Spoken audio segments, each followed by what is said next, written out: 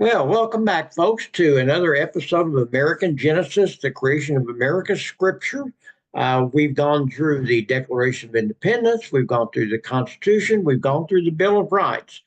And technically, the amendments probably aren't really part of what we would call the American Scripture, but I'm going to go through them anyway because they're important.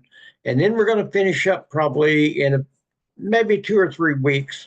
And then we're going to start a whole brand new series of presentations on the American Civil War. I'm really excited about it.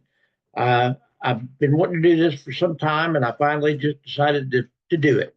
So we'll be starting that in a few weeks. By the way, I will not be here next week because I have an appointment again that I cannot change. They're kind of rigorous up here about changing appointments. So, anyway, let's get started and see what we can see here.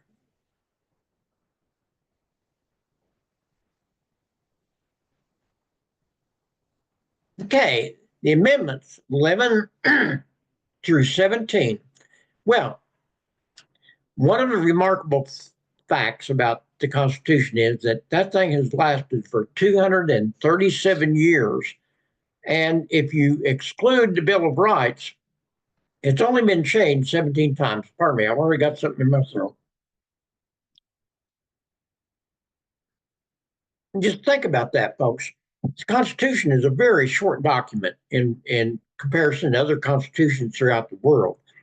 And it has governed a country that went from an agrarian country that was 90% agricultural, that probably a majority of the people were not literate. We hadn't even gone through the Industrial Revolution when it was written.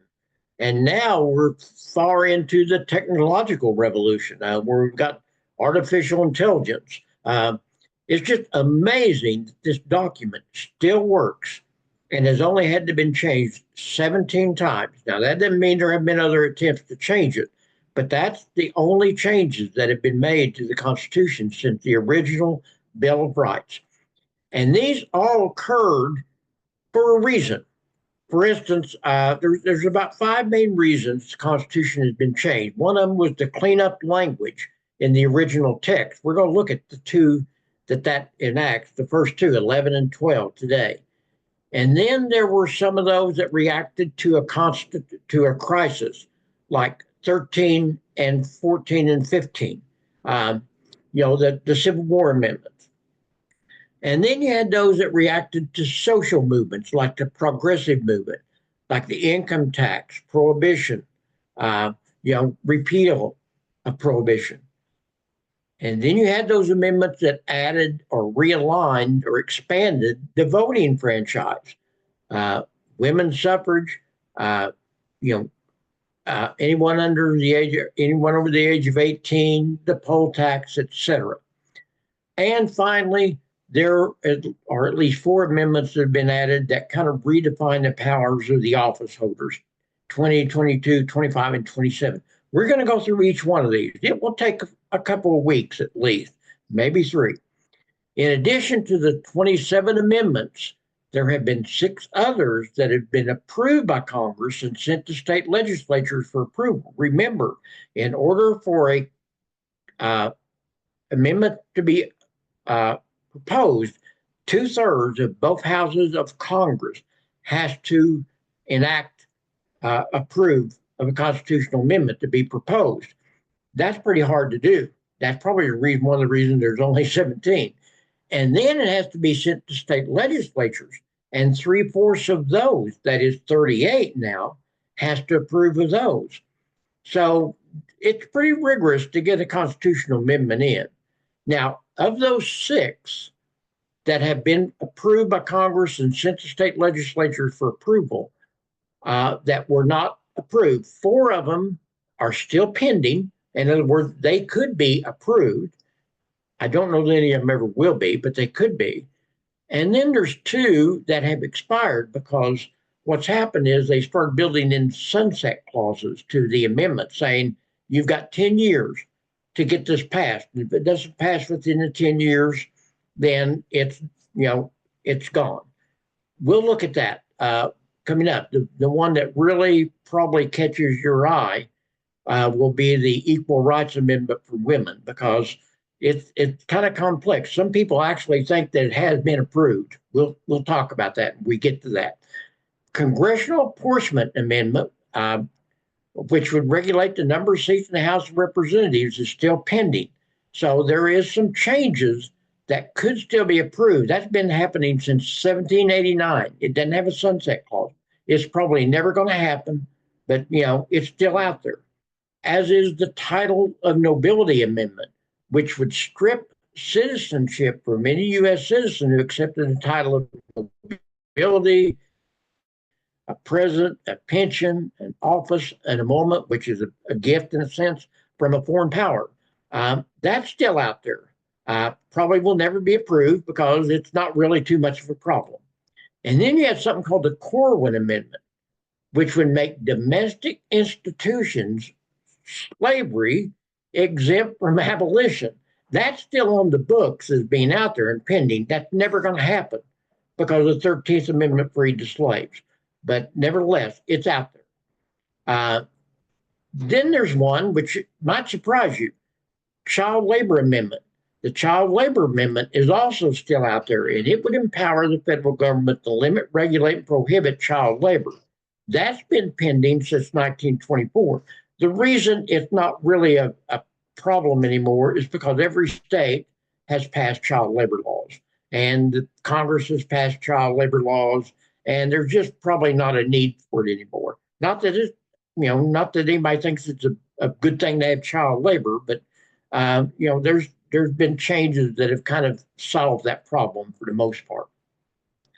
Then there is the Equal Rights Amendment, which protected equality rights on the account of sex.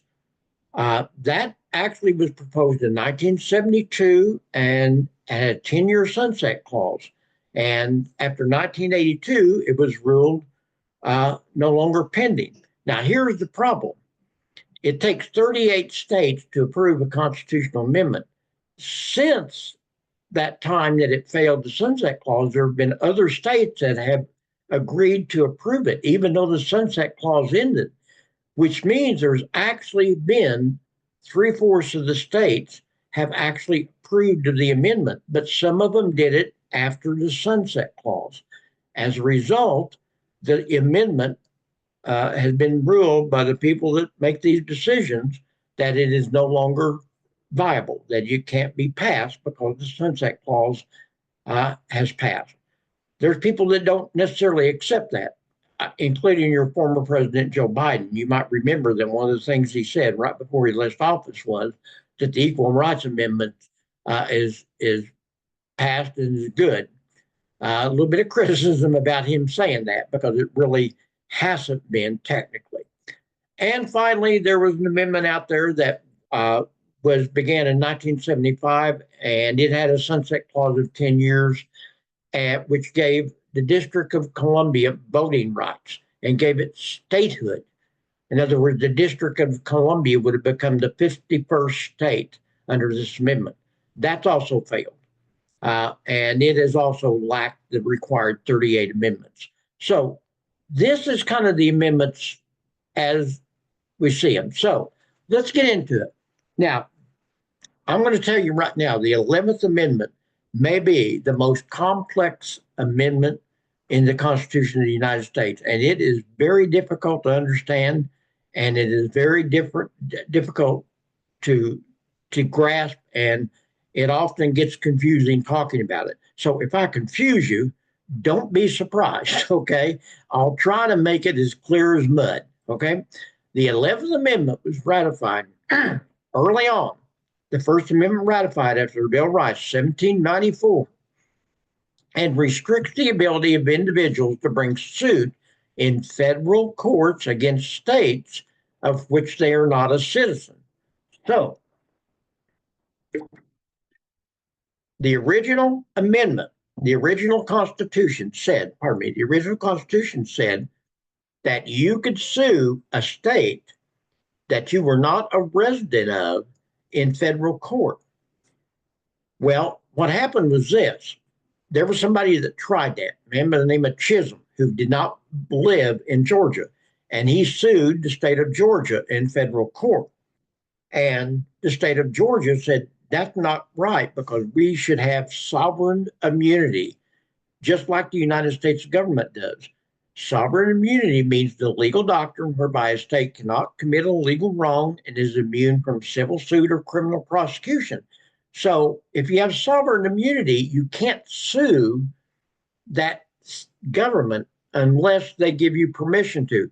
That's the way it is with the United States government. If you don't know, you cannot sue the United States government unless they agree to be sued.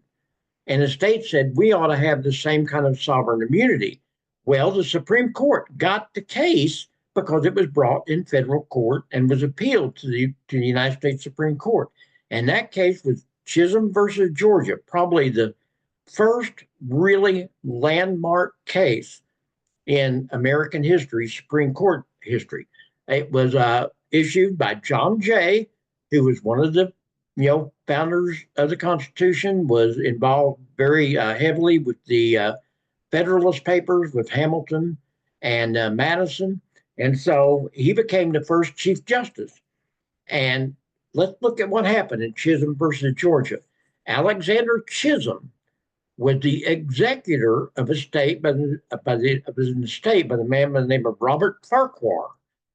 Farquhar had sued the state of Georgia in the Supreme Court to recover payment for goods supplied to Georgia during the Revolutionary War.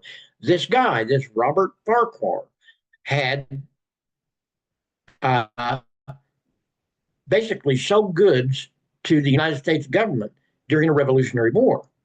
And after the war, he sued the state of Georgia because it was Georgia that was supposed to pay for him. And Georgia said, we're not paying for them because we've got sovereign immunity and you can't sue us. And so he took it to the federal court, which was the language of the original Constitution. And so the United States Supreme Court had to decide, can a sovereign state be sued in federal court without the state's consent? And they ruled against the state of Georgia. They said, yes, you can be sued by somebody from another state, even if you don't want to be. The court said that Article 3, Section 2 of the Constitution extended federal judicial power to suits between a state and citizens of another state. The decision led to the passage of the 11th Amendment, which limits the judicial power of the United States by preventing citizens of other states or foreign states from suing a state in federal court. Now, I know you're lost, okay? Because I'm kind of lost. What it did was this.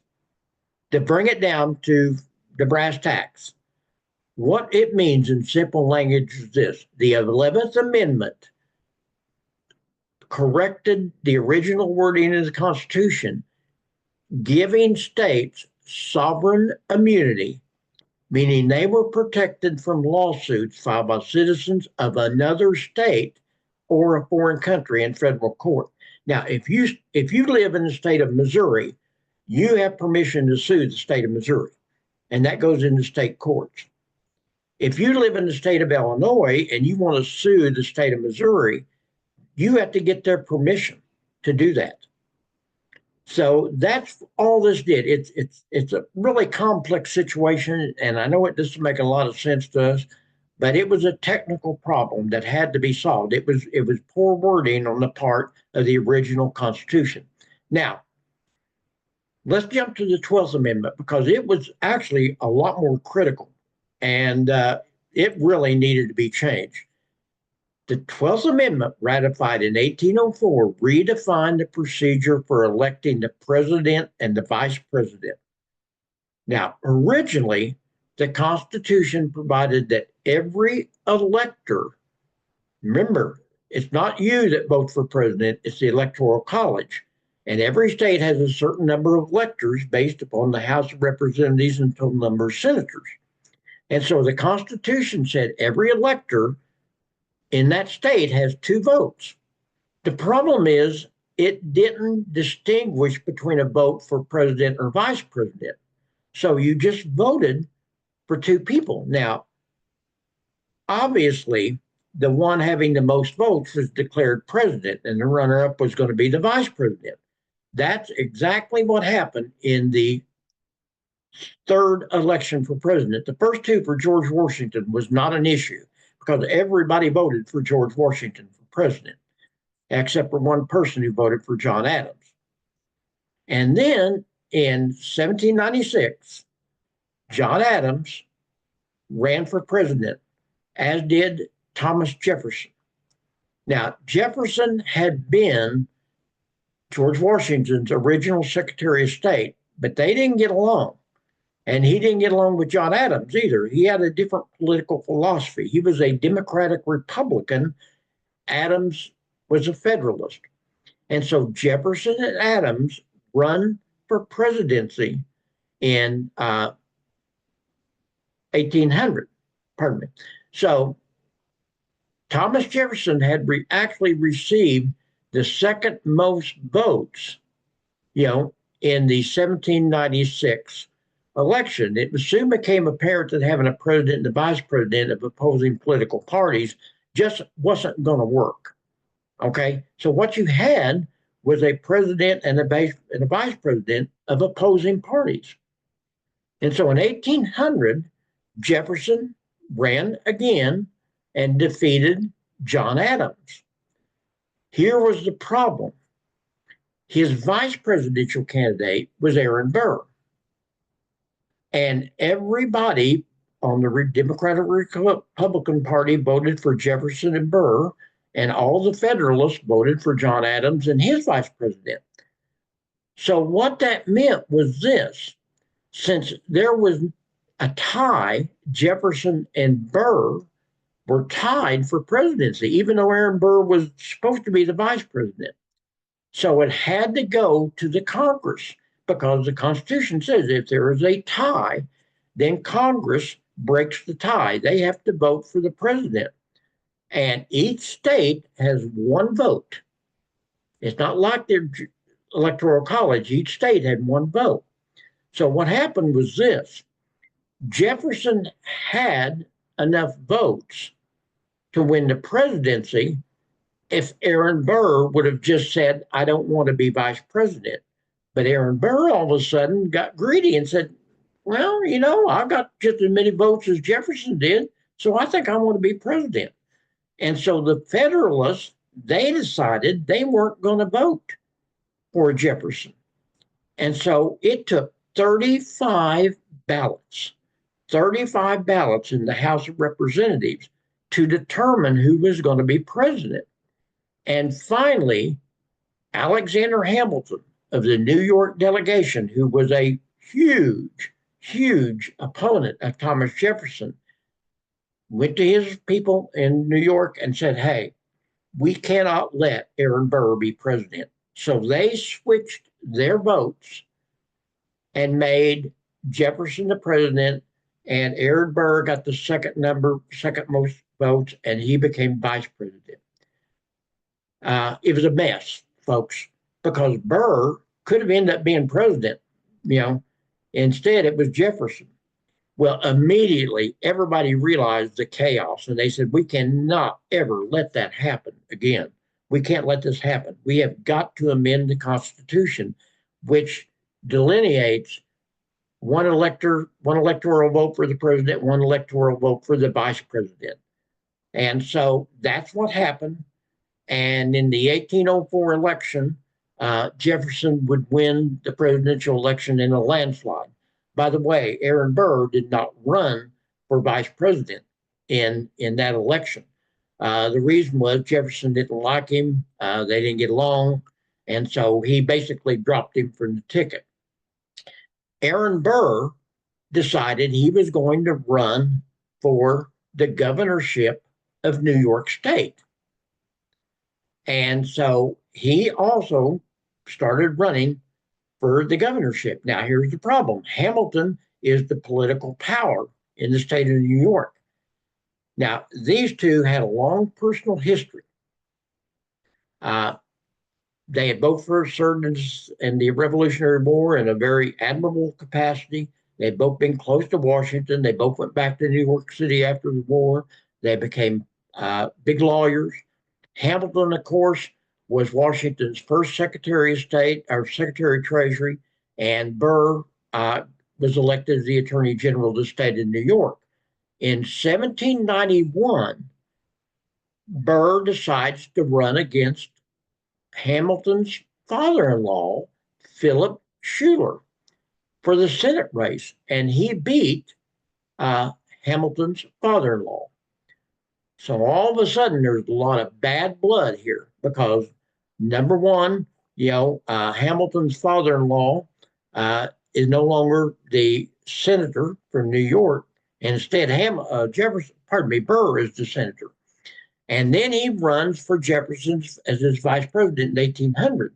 And Hamilton decides he's going to get back at Burr. And that's when he convinces the New York delegation to switch their vote to Jefferson. You thought our elections were crazy now? Think about this one, okay? Well, that's not the end of the story. Because after Jefferson, and Burr had this saying, Jefferson never trusted him again. And he knew that Burr knew that he wasn't going to get to run again for vice president.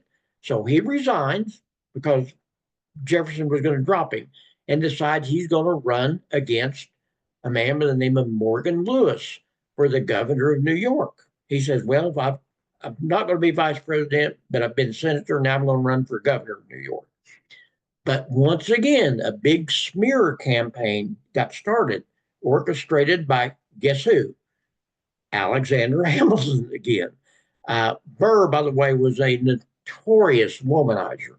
And to be very honest about it, Hamilton had his problems also. If you want to read about some interesting characters, read about Alexander Hamilton and Aaron Burr. They were really, really interesting characters during this period of time. That's putting it nicely. So Hamilton starts a smear campaign, charging Burr with all sorts of, infamous and notorious schemes and womanizing and adultery and everything else. And he gets beat by this Morgan Lewis, who was a newcomer. Morgan Lewis should have never beat Aaron Burr, the former vice president, the former senator of New York. He should have never beat Aaron Burr, but he did. Well, Burr was furious. And Hamilton wouldn't let up. And they continued exchanging letters. And then they got into the newspapers. And the result was that Burr finally challenged Hamilton to a duel. And of course, you all know that July 11th, which Darlene, out there in the township, that's a famous date for you and I. July the 11th, 1804, Aaron Burr and Alexander Hamilton fought a duel outside of Weehawken, New Jersey, and Burr kills Alexander Hamilton. And there's a whole big story about that. Usually during these duels, it was a duel of honor, and so nobody usually was killed. And it said that Hamilton fired first and shot over the head of Burr. And everybody thought Burr would do the same. No, Burr shot him in the heart and killed him. Basically, it was just murder. And it's pretty big deal, to say the least, folks. Anyway, if you want to read about an interesting couple of characters, read about Alexander Hamilton and Aaron Burr.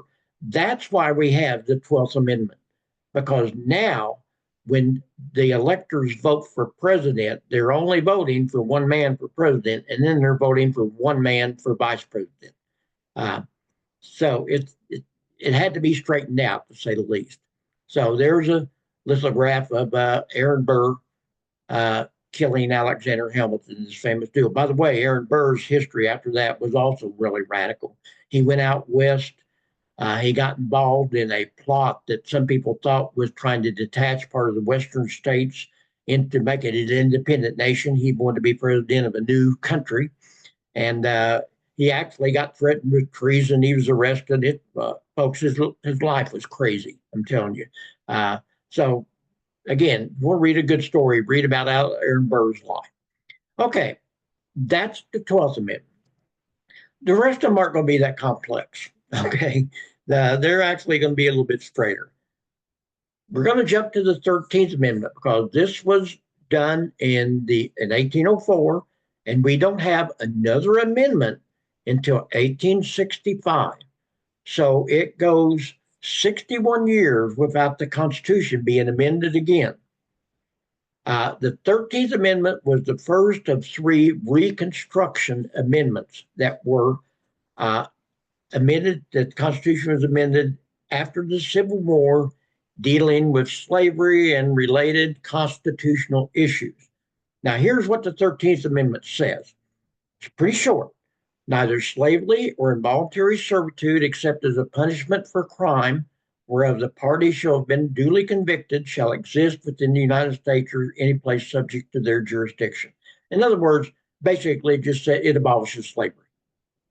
That's all there is to it. Section 2 says Congress shall have the power to enforce this article by appropriate legislation.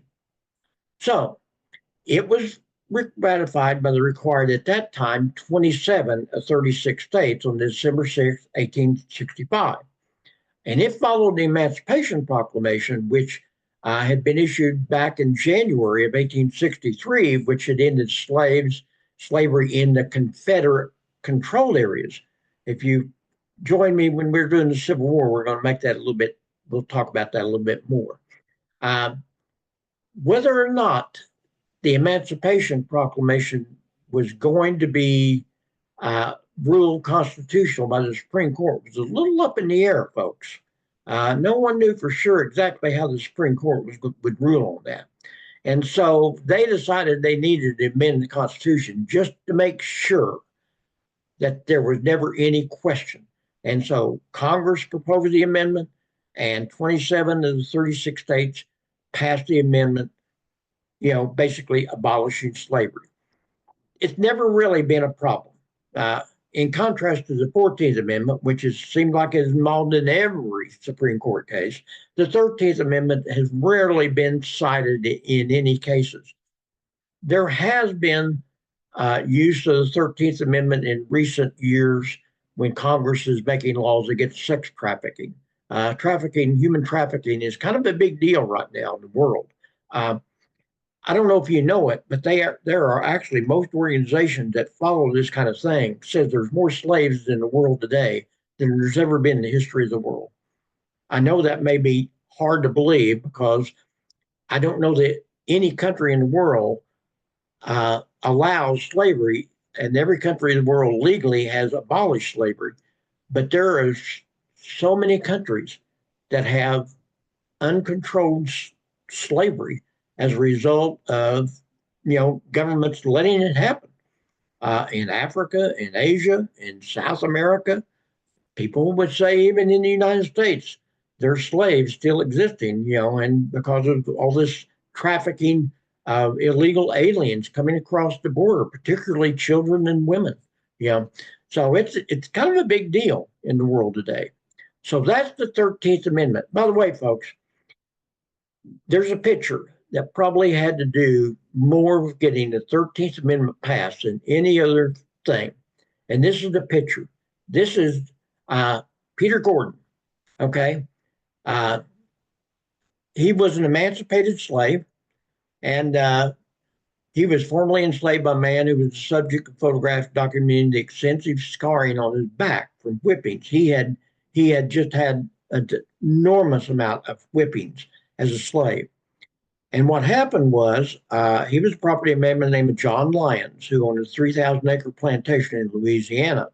And when the federal troops came into Louisiana during the Civil War in 1863, a lot of slaves escaped and reached the Union troops.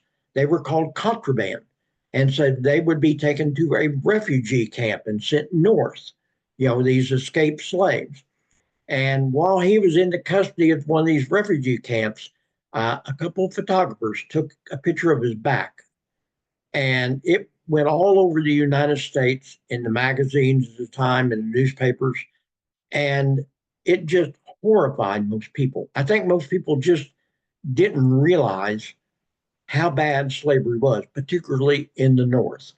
And as a result, this picture probably had as much to do with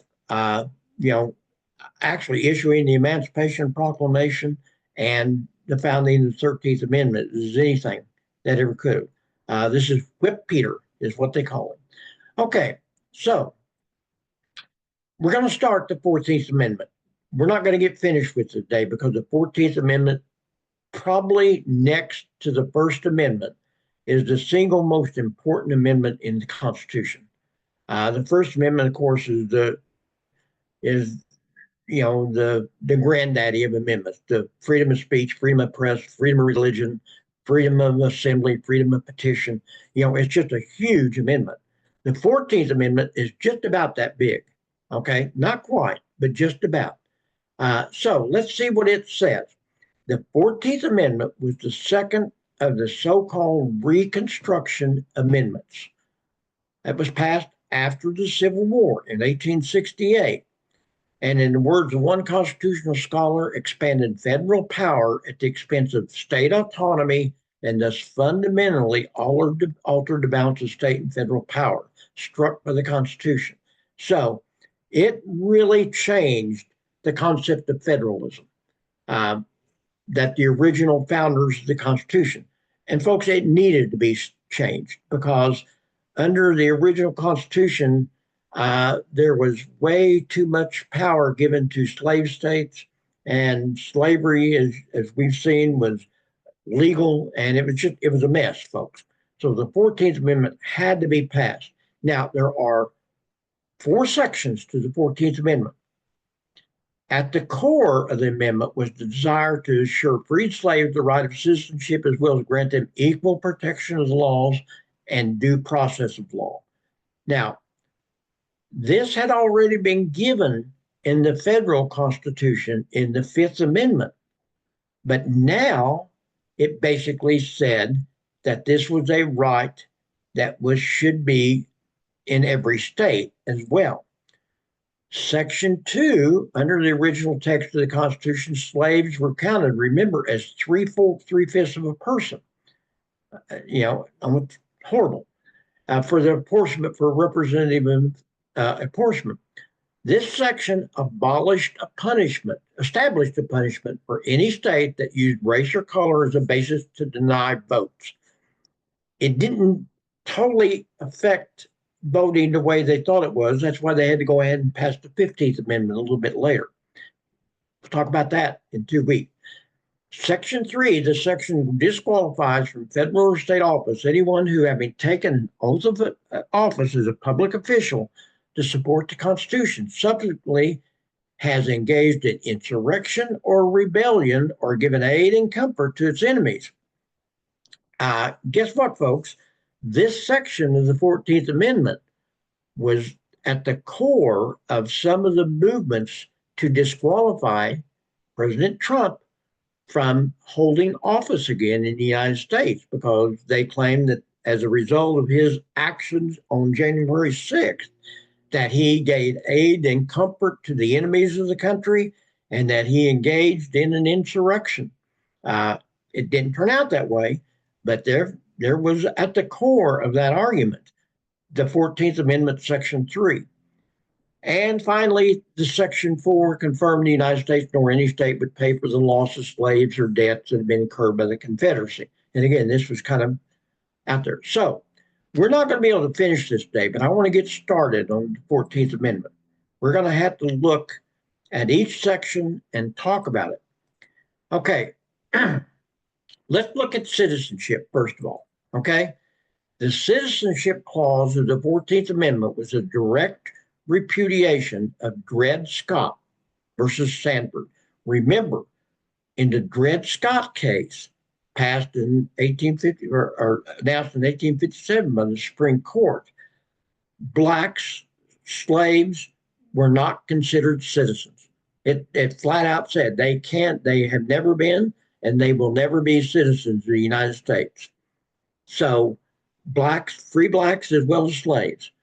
Congress decided they were going to take action immediately after the Civil War, and they passed something called the Civil Rights Act, which included, as the first clause of the 14th Amendment, this concept of giving citizenship to former slaves. The problem was the Supreme Court was still a little iffy, and nobody knew for sure if the Supreme Court would really uphold this act. And so they had to pass a constitutional amendment granting citizenships to the slaves or the freed slaves. Now, some people it didn't apply to. It did not apply to Native Americans who maintained their tribal ties. That would not occur until 1924. Native Americans, which still claimed to be a member of a tribe, were not considered citizens till 1924 unless they renounced their citizenship of their tribe and took an oath of allegiance to the United States. Finally, in 1924, the Supreme Court said, this is stupid. That's it. And Congress passed a law and the Supreme Court upheld it and granted full citizenship rights to indigenous peoples in America. Another problem arose with birthright citizenships. If you don't know, the Constitution's language says that any person born in the United States within the legal boundaries of the United States, if their parents are non-citizens, they automatically become citizens. So what happens is a couple of non-citizens cross the border in Mexico and come to the United States and she gives birth. They are not citizens of the United States unless they go through the naturalization process. Whoever their children are citizens. That's according to law and the Supreme Court. Now, there are people that says that's wrong. The Supreme Court has misread the Constitution because there's a little word in there called subject to the jurisdiction of the United States. Here's the thing. In this case here, U.S. versus Wong Kim Ark, 1898, both of the parents were non-citizens. They came from China, but they were legal non-citizens. They were here legally because they had gone through a process and were here legally. Their kids that were born were then under the jurisdiction of the United States. There are people today that claim birthright citizenship is not a constitutional right. You're going to hear a lot more about this, folks. I can guarantee you, I'd be willing to put just about every dollar I've got that there will be a Supreme Court case before 2028 that will have to address birthright citizenship. It's a huge, complex deal, and President Trump and some of his associates definitely believe that birthright citizenship is not a constitutional right. And I can guarantee you it is going to be decided in the United States Supreme Court once and for all before President Trump leaves office. So it's a big deal right now. The courts have also ruled that there are 4 conditions that can result in the loss of citizenship. So you can lose your citizenship in America. There's 4 reasons you can lose your citizenship. Number 1, if you committed fraud in the naturalization process.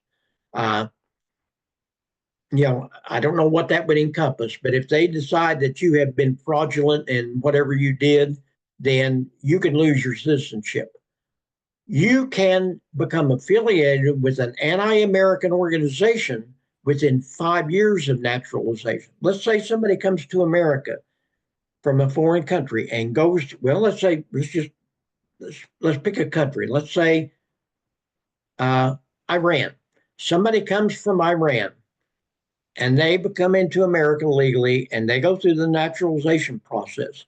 And within 5 years after becoming a natural citizen, they become a member of some radical Muslim group that is trying to overthrow the United States, then they can lose their citizenship according to the Constitution.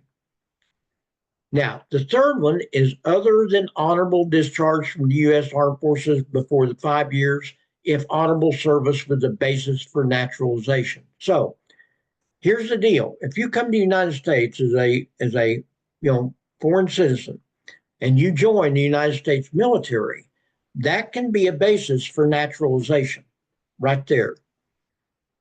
It takes 5 years, but that's the basis for that. And if you are discharged dishonorably from the United States military before that 5 years is up, then you automatically are denied citizenship. And then, of course, you can give it up. You can just say, I don't want to be a citizen of the United States anymore. I'm going to go live in a foreign country and I'm going to renounce my citizenship and I'm going to uh, grab hold of citizenship in another country. Now, there's all sorts of people out there right now that are making the headlines that have left America ever since Trump became president. I'm not going to mention any of their names. They're stars. You probably know who they are, movie stars and TV actresses and actors. And they've left the United States and they're going to live in another country. Now, they may become a citizen of that country. I can guarantee you they're not going to get their citizenship of America. You can have dual citizenship in the world. And they may become a citizen of Ireland, but they're not going to give up their American citizenship because I can guarantee you most of them are going to end up back in America someday. So that's that. That's the citizenship clause. So the basic way you do this, you come into America, you go through a process of being here 5 years legally, and then you have to pass a test and you go before a judge and you take a naturalization oath of allegiance. I hereby declare on oath that I totally give up all allegiance to any king or country of which I have been a citizen, that I will support and defend the Constitution and laws of the United States of America against all enemies, foreign and domestic, that I will bear true loyalty and allegiance to the United States of America. I will defend the United States when required by law, that I will do work of national importance when required by the law, and I take the responsibility freely without any hesitation, so help me God. That's the naturalization oath of allegiance. So if you're a foreign citizen, you come to America and you want to be a naturalized citizen, you have to go through a process which takes about 5 years, and you have to take this oath. So that's it. Now, I got time to probably do privileges and immunities, and then we're going to stop for the day, and we'll have to continue this next week because next week we're really going to get, or pardon me, in 2 weeks is where we're going to get into the real important stuff. The privileges and immunities clause is a complex clause to understand, except for constitutional scholars. So you guys out there are going to be constitutional scholars because I'm going to make this clear as mud to you. The clause protects the privileges and immunities of national citizenship from interference by the states and was patterned after Article 4 of the United States Constitution, which protects the privileges and immunities of state citizenship from interference by other states. So, 1999, the Supreme Court heard the case of Sands versus Roe, where they upheld the concept of privileges and immunities at the state level. In 1996, Congress passed a law which said a state can pay the amount of another state's welfare assistance to residents who have lived in the state for less than 12 months. So let's say that you're getting welfare in Missouri and you move to Kansas and you apply for welfare. That state has to basically continue, if you meet their qualification, to give you welfare assistance. The court had to settle the question of whether a new resident of one state could receive benefits lesser than those of an established resident. So, in other words, let's say you're in Missouri and you're getting welfare, $1,000 a month, and you go to Kansas and they've got the same qualifications and they pay their citizens that qualify for welfare this $1,000 a month. But they say, since you haven't been here long enough and you're not an established citizen, we're going to pay you less. We're going to pay you $500 a month until you become a citizen of the state. Supreme Court said you can't do that. You cannot do that. The Supreme Court says citizens have a right to move freely between states, and they deserve to be treated equally in all states when visiting. And they have every right of the citizens to be treated like long-term citizens of that state. You cannot discriminate on somebody because they moved into your state from a different state. They have to be treated just like anybody else. So that's what the Privileges and Immunities Clause says. Simply put, this clause mandated that whatever is previously forbidden only to Congress to do was by the passage of the 14th Amendment made equally forbidden to any state. The national government couldn't do that, so now the states can't do it either. So, boy, I've cleared that up, haven't I? Okay. Next week, we're going to get into, in 2 weeks, we're going to get into the Due Process and Equal Protection Clause of the 14th Amendment. That's the meat of the 14th Amendment. That's why we are able to incorporate all the Bill of Rights to the states. The 14th Amendment is just super critical to understanding the Constitution. And so we'll talk about that in 2 weeks. And that's probably what we'll end up spending most of the time period on, because it's really critical and it's really complex. And we're going to look at some Supreme Court cases. So that's it for today. I hope you've enjoyed this. I hope you've learned something. I hope I've clarified some things. I probably made them more muddy than what they already were in your mind. But you're all constitutional scholars now as far as the first 2 parts of the 14th Amendment. So we will see you next week. I hope you enjoy it. 2 weeks.